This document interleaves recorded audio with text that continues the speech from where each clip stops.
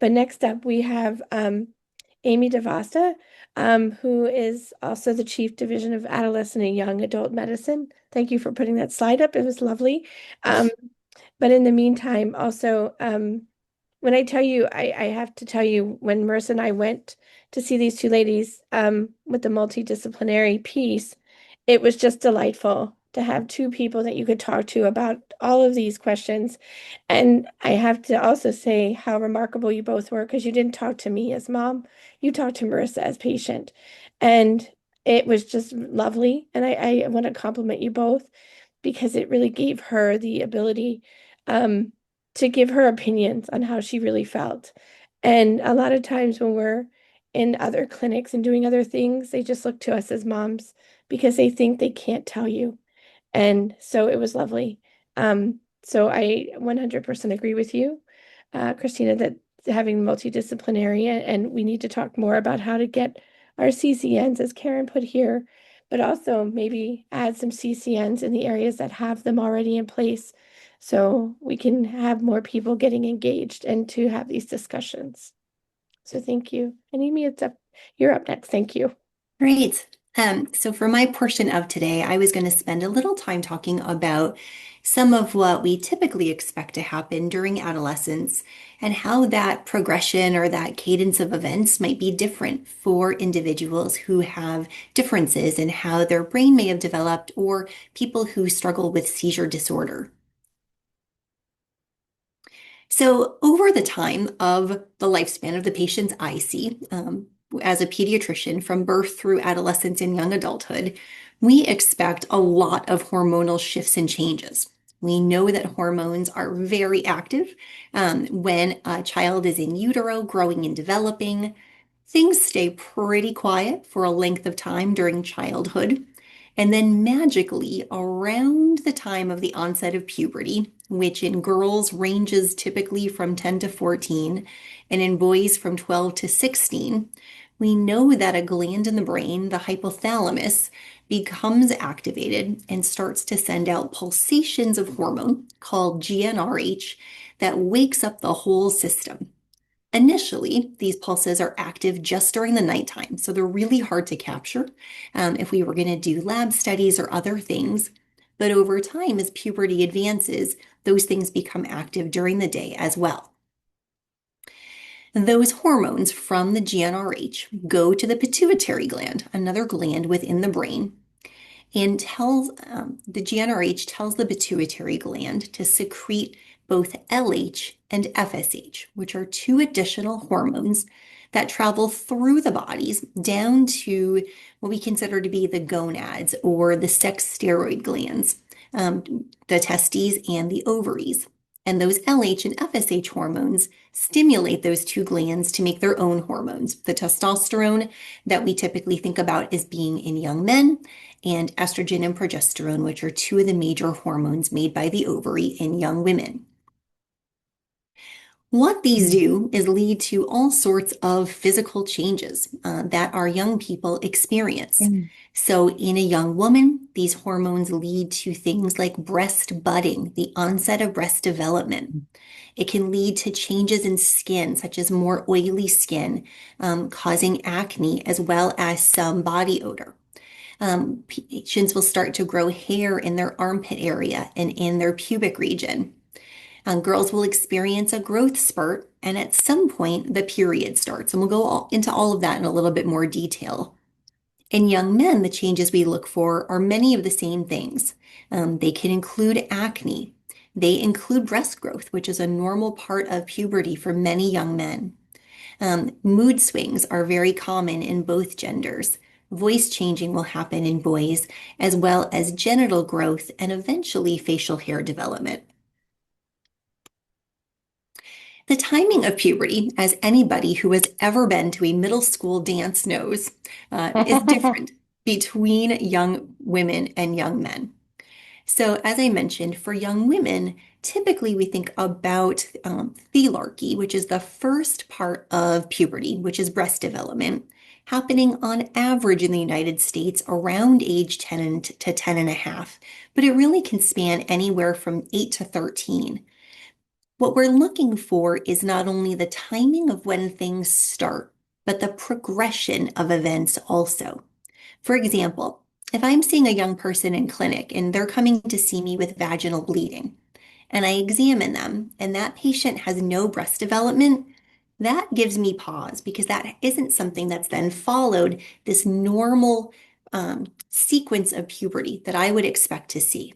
So we typically see first some breast budding, maybe some pubic hair growth, followed by a growth spurt in young girls, then the first period. In young men, typically we first see changes in genital development, so both the testes and the penis will start to enlarge, along with some pubic hair. That's followed by changes in voice that occur over time, and the growth spurt in young men happens much later than in young girls, which is why those middle school dances can look fairly awkward at times. Typically, again, in the United States, the growth spurt for a young girl happens somewhere between 9.5 to 14.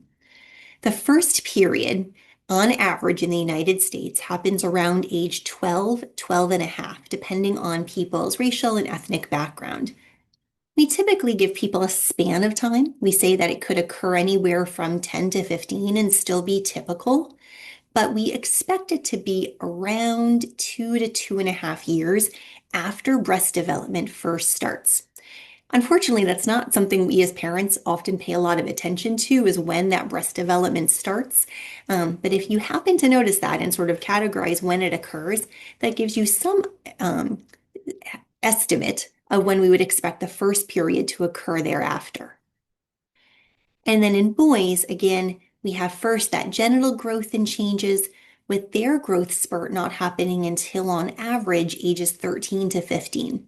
So girls often grow in middle school, boys often don't grow until early high school.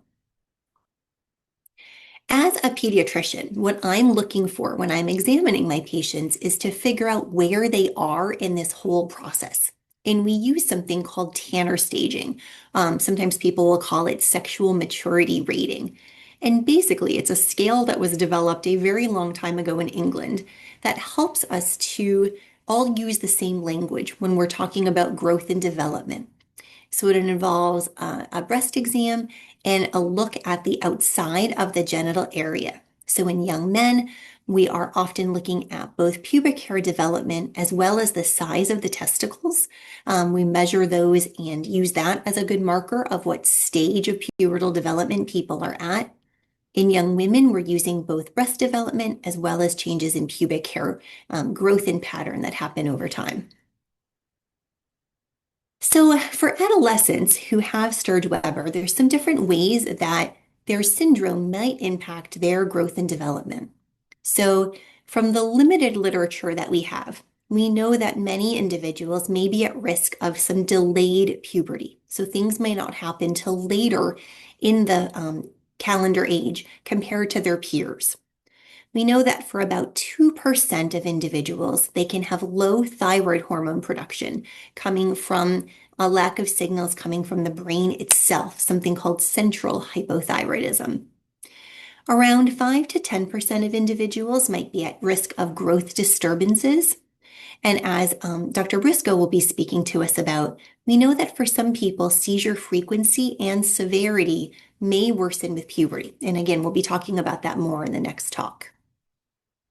So again, thinking back to these hormonal changes and just a reminder of the cadence of events. So when I'm seeing a patient, and I always want people to know when they should be worried. When should someone bring it to the attention of their physician, their pediatrician, that things may not be progressing as we'd hoped. So if I have someone who's had no signs of pubertal development at all by age 13 for a girl or age 14 for a boy, that's outside of that typical range of what we see, and that's somebody I would want to evaluate. For girls in particular, if they have no period by age 15, or if it's been 3 years or more since they first started with breast development, again, that just hasn't followed that typical time frame that we see. And that's someone I think would benefit from more evaluation.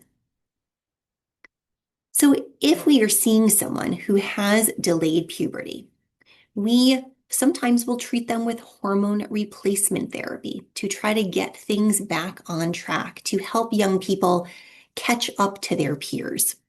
We very closely monitor both their pubertal changes in their body as well as their growth. We want to see patients in clinic and perform physical exams. And our goals with this are not only to prevent children from having psychosocial difficulties, from having differences from their peers, but also we know that the sex hormones that the body is producing during the teenage years are important for bone health in the future, for cardiovascular health, and as well as sustaining growth during this narrow window of time we have in adolescence to get individuals to grow as much as they're able to before those growth plates fuse. The other thing that a handful of folks will suffer from is growth hormone deficiency. Again, the pituitary gland is really important for all of these changes. The pituitary also secretes growth hormone, which is metabolized by the liver into a hormone called IGF-1. And this stimulates in the body both bone growth and muscle growth. We track things like this using growth curves. So this is, as an adolescent medicine provider, this is one of the best tools in my arsenal to determine if somebody is growing and developing normally. And fortunately for me, it's a tool that 99.9% of the pediatricians also utilize. So this allows us to plot and track how folks are growing over time.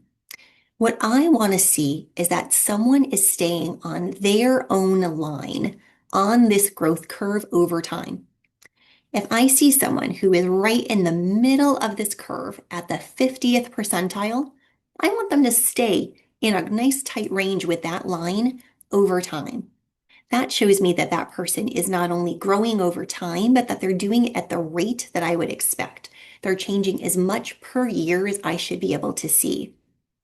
If I'm seeing somebody who's not progressing over time, they're starting to have a flat line rather than a curve, or I see them at age 10 and they're at the 75th percentile, and then I see them at age 12 and they're down to the 25th percentile, and I see them at 12 and a half and then they're at the 15th percentile. That's not typical. That is a sign for me that something may be wrong that's interfering with somebody continuing to grow and develop at the rate that I would expect. So again, growth hormone deficiency is still very rare. So the risk is only about 0.5% from the little bit of information that we have, but that number is still about 18 times higher than it is for folks without Sturge-Weber. So certainly a concern. We don't fully understand why this occurs. From all of the different information that is out there for folks like me who think about this, there's not one clear cause as to why this becomes an issue.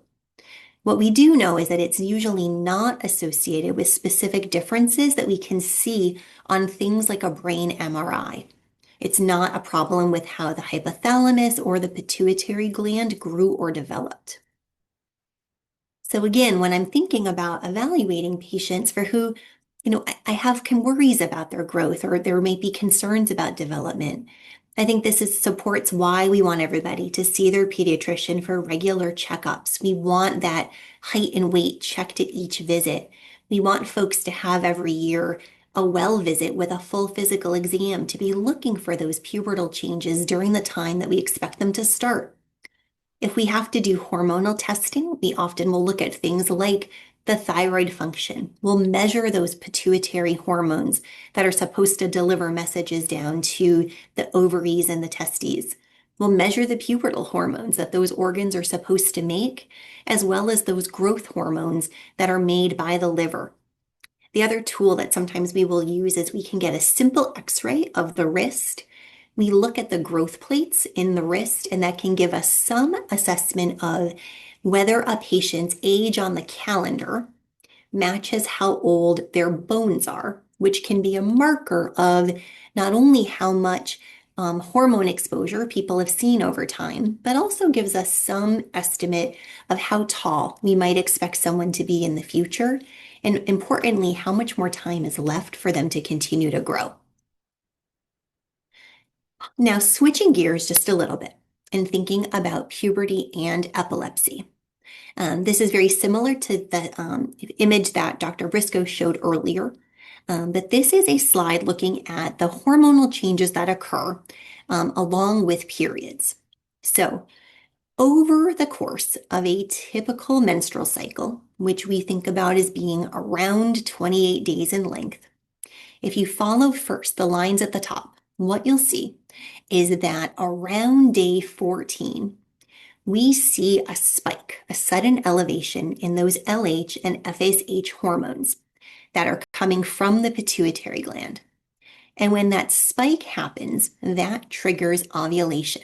So you can see there in the middle, this image of a follicle in the ovary releasing that little pink circle, which is the egg. After that, something is formed called a corpus luteum, which is that thing that looks like a squishy donut there. That secretes a hormone called progesterone over the next 14 days or so. And if an individual does not get pregnant within these 14 days after ovulation, that corpus luteum dies, those progesterone levels fall back to normal. And that's what triggers the shedding of the endometrial lining, which is the lining of the uterus, which we talk about as being the period. So this is the whole cycle of events that has to occur in order for someone to have a regular, predictable period. And as you can see, there's a lot of complicated things happening. In adolescents who have developmental differences, we mentioned already that puberty often progresses normally, but the timing can be off. We also have to acknowledge that both medical conditions and medications that some people take can affect puberty and vice versa. They can also be affected by it. We all have to take into context all the time our individual patient. So some of the young women that I see who have physical limitations need help with their menstrual hygiene. They might really struggle to try to have the dexterity to be able to use a tampon or a menstrual cup as an example. Some of my patients who have some intellectual difficulties don't understand the whole process of menstruation and can't understand why they're bleeding. Or for some people, they can't articulate that they're uncomfortable and that it's cramping. So it can leave a lot of frustration for patients, for parents, for families, and for their caregivers at school as well. In lots of cases, we use hormonal therapy to change part of that complicated cycle that we were looking at, sometimes with a goal of preventing the bleeding happening altogether, for all of those reasons that I presented on the last slide, but also all of these reasons. So I see patients who have very heavy periods, who have irregular bleeding or dysmenorrhea, which is a fancy word for cramping with the period. I see patients with epilepsy that is changed related to the menstrual cycle. We'll talk about that in a minute. Some people have terrible mood problems that are exacerbated after puberty, like premenstrual syndrome. I see folks who get recurrent ovarian cysts, and they benefit from having suppression of those hormonal cycles to prevent those. And for some folks, it's pregnancy prevention, menstrual hygiene, or just because they don't want to have a period. So we use hormonal medications for tons of different indications. It's not just for contraception and birth control. It's a really helpful medication to have for a lot of different reasons. One thing to know is that starting any of these hormonal medications is really easy. There's no need to do an internal exam or a pelvic exam before starting any of these medicines. For adolescents who are sexually active, we do recommend that sexually transmitted infection screening is done every year up through age 26. Some pediatric practices choose just to do that on all of their adolescents to avoid having any questions or worries from parents who say, you didn't ask Susie for a urine sample last year. I'm curious why you're getting a urine sample on her this year. So some practices just obtain the testing on everybody once they become a teenager. Other practices target their testing more based on the information that they're getting from their patient individually. For people who have a normal immune system, things like pap testing and routine pelvic exams start nowadays at age 21, which is a change from when many of us were younger. We recommend the HPV vaccination, the human papillomavirus vaccination, for all of our male and female young people. And we sometimes will do IUDs, which are very appropriate for young people, even if they have not ever had children. We can place those in our office setting. We also place them under sedation. So we really have worked to remove a lot of potential barriers to folks being able to have access to some of these helpful medications. So I very briefly just wanted to go over what some of these different options are for these hormonal medications. So we have options that have both estrogen and progesterone. And so those are the traditional birth control pill, the patch, and the ring. We have progesterone only pills, so only one hormone in those as opposed to two. And I list three of the most common options there. The O pill is the brand new over-the-counter, no prescription necessary medication that is an approved contraceptive that just came out over the last year or so. We have injectable medications, commonly known as Depo-Provera. We have IUDs that contain levonorgestrel, which is a low-dose progesterone hormone. We have the arm implant, also called Nexplanon.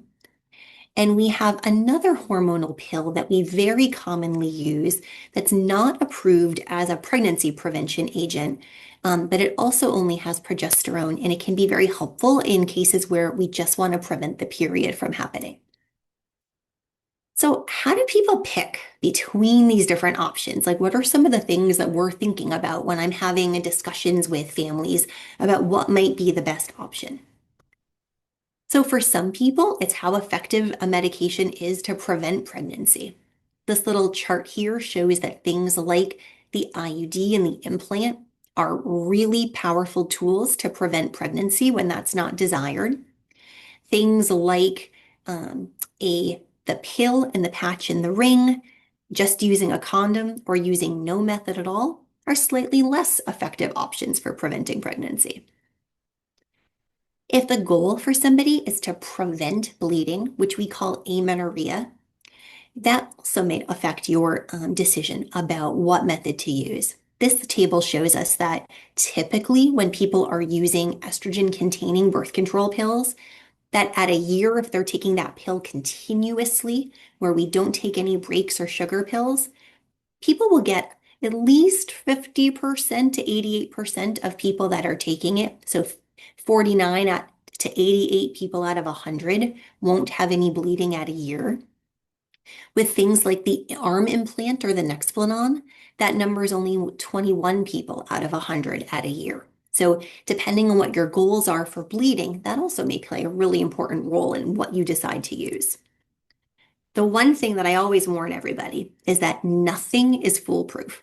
There isn't anything that gives us 100% certainty that there will be no bleeding at any point, even some spotting or staining. So I think that's really important so that people have expectations that are in line with what we can actually deliver.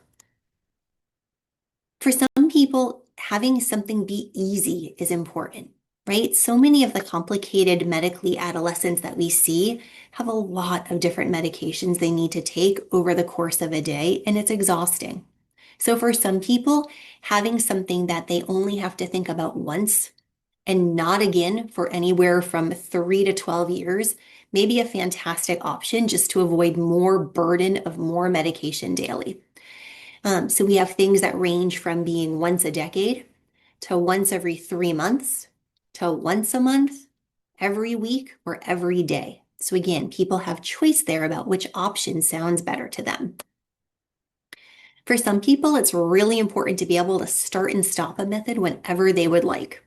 So if a device or a option for menstrual management needs to come see me as a physician for a visit, thinking specifically about things like the IUD or the implant, that can be a barrier to somebody being able to quickly start a medication, or on the other hand, to quickly stop it if there was a problem, right? Those things need a visit. other medications, people can start and stop on their own. They don't have to come see me in order to make that happen. And then we're always thinking about side effects because nothing is perfect. So with things like the Depo-Provera injections, we warn patients about weight gain. We warn patients that there might be reversible decreases in their bone density over time. With combined hormonal contraceptives, those things that have estrogen, there are certain conditions that don't allow us to give people estrogen. We know that it increases slightly the risk of a blood clot. So those are things we have to take into account. Things like the IUD that is copper that doesn't have any hormone in it, that particular device does not help people who have heavy menstrual bleeding or cramping. So if that's your reason to want to get that, to want to start on some kind of option, that wouldn't be a great choice for you. So we take into account all these different things. One myth that I really want to make sure we dispel is that if someone is using one of these methods as a contraceptive agent or using one of these hormonal options for any reason, it is not bad to not have bleeding. As long as somebody is using something that is managing it and we're the cause of it, it is not a negative effect on the body. There's no impact on future fertility, and there are no long-term effects of being on something that suppresses your periods for a while. Unless someone's looking to get pregnant, there isn't a physiological reason to have a withdrawal bleed every month. Back when they developed the birth control pill and they decided that there was going to be 21 hormone pills in it and 7 sugar pills in it, that was totally made up by this guy called John Rock. I don't know where he came up with that from, but it was his choice and we have lived with it ever since. So not a problem when we're using these medications. Now, as Dr. Briscoe was alluding to earlier, we know that some of the anti-seizure medications that we use can impact many of the hormonal contraceptives because they both act through the same path in the liver. So when we break that down further, the anti-seizure medications that can impact hormonal contraceptives include carbamazepine, phenytoin, phenobarbital, and topiramate depending on the dose. And that impacts all of the hormonal contraceptives that I listed there in the column on the right. So for people who are on those medications, we have to be conscious about the impact those will have on these different contraceptive methods. It might make them less effective in terms of both pregnancy prevention or in terms of controlling bleeding. So people might develop unpredictable bleeding that we don't expect. It might mean that they're not as effective if we're trying to control someone's epilepsy and increased risk of pregnancy for those folks as well. What these medications do, almost all of them, except for the IUD, is that they suppress that ovulation from happening over a normal menstrual cycle. So rather than having that peak in the hormones occurring around that 14th day, hormone levels are steady across the whole cycle. There's no more up and down of the hormones anymore. So the medicines, the options that suppress ovulation can be very good for symptoms or problems that are related to those hormonal fluctuations, like PMS, for example. We don't have to worry about these medications.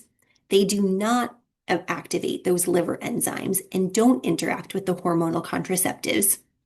And we also know that the Depo-Provera injections and the IUD options are always safe and effective. They're not impacted by the previous slide list of anti-seizure medications. So if someone says, Dr. DiVasta, what's my best option for pregnancy prevention? The levonorgestrel IUD is very safe, very effective as a pregnancy prevention for adolescents with epilepsy, regardless of what kind of anti-seizure medication they are taking.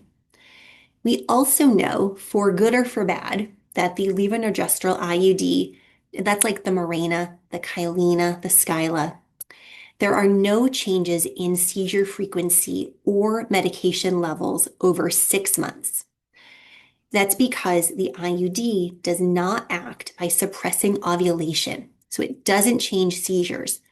That's good because it doesn't worsen them. It can be less good if people are looking for an option that actually helps with seizures. And Dr. Briscoe will talk about that more for us in a minute. If we're talking about what might be the best option for seizures that worsen with menstrual periods, we have the most evidence at this point for the Depo-Provera injections and their impact on decreasing seizure frequency. We see fewer seizures with users of that medication compared to adolescents who were using a combined hormonal pill or a progesterone only pill. And it's because the Depo-Provera, again, prevents ovulation. It prevents those cyclic hormonal fluctuations that we saw earlier. And there's something about the progesterone hormone itself that has anticonvulsant properties that we don't totally understand. Those injections can be given at home or in the office every 3 months or so, so every 12 to 15 weeks. And many patients who use this medication stop having menstrual bleeding over time, which for some people is a really nice additional benefit. When we think about premenstrual symptoms or PMS, we think of those as being symptoms that start about a week before the period, so that last week leading up to when bleeding starts, and then they disappear typically a day or two after the bleeding starts. And those symptoms can include mood swings, acne, bloating, cravings, breast tenderness, etc. Some people just get really tired and wiped out. We know that nutrition changes can be helpful for women that are struggling with PMS. Lots of these are not things that are, rather, are things that we're always sort of recommending for our patients. So having whole grains, watching sugar intake, hydrating, but limiting foods that are high in salt, sodium for the few days before the period can help to prevent bloating. And calcium has actually really been shown to help with PMS symptoms also, particularly some of the mood changes or irritability that might occur.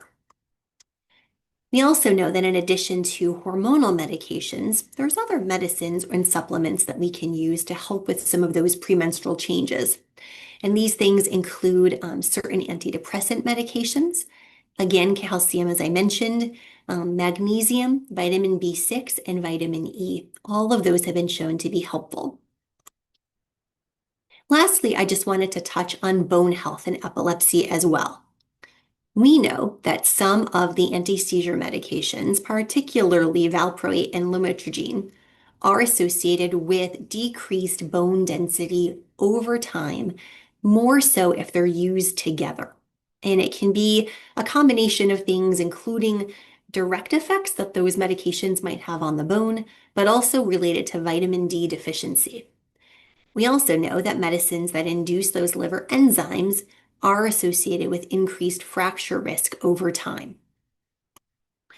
So I always say that all of our adolescents should be routinely supplementing their diet with both vitamin D and calcium, but particularly so for patients on long-term anti-seizure medications. Most of us, almost all of us, do not get sufficient minerals and vitamins, these two in particular, from our diet. Milk is amongst the only things that's supplemented with vitamin D, and a young person would have to drink 4 cups of milk a day in order to get all of the vitamin D that they need. So I recommend routine supplementation for people rather than even checking serum blood levels and things of vitamin D. I just recommend everybody do it.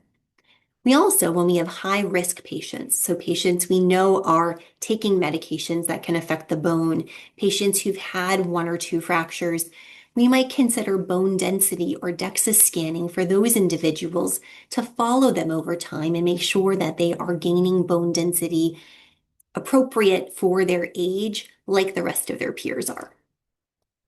So quickly in summary, I just want to acknowledge that monitoring of pubertal development and growth is very important for all individuals, but including those who might be at higher risk of having things not go according to that typical time pattern. Puberty is a time not only for physical, but also behavioral changes. Hormonal changes associated with the menstrual cycle might impact seizures. We're going to learn about that more now. And many treatments exist that can prevent and limit menstrual bleeding as well as some of these other symptoms if it's something that people are interested in. And I am very happy to answer questions when we get to our break.